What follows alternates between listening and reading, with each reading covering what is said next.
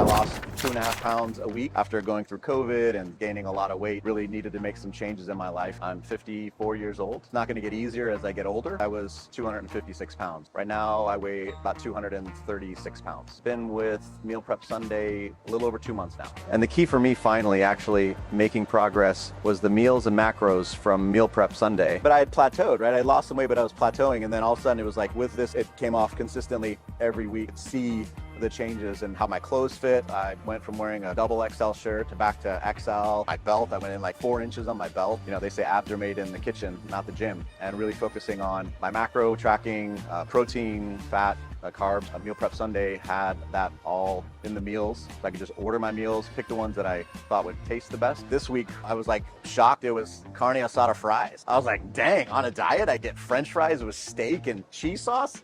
Yes. I mean, that's, you know, like that is very different than Trifecta, Factor. The frozen meal preps, Meal Prep Sunday flavor profiles fit with my palate a lot better. I like the spicier, flavorful, even if they just have a little bit of, you know, teriyaki, spicy or chimichurri. It's all very, very tasty, and that makes it easier to enjoy. Like, I'd rather enjoy my meal than endure my meal, right? This was a huge, important key. Try it, taste it, go for it. I mean, proof is in the pudding, right? Tasting it, enjoying it. If it's something that you like and you'll enjoy, you'll use it. If it's something that's difficult or something that doesn't taste good or something that you got to choke down, for me, that's not sustainable.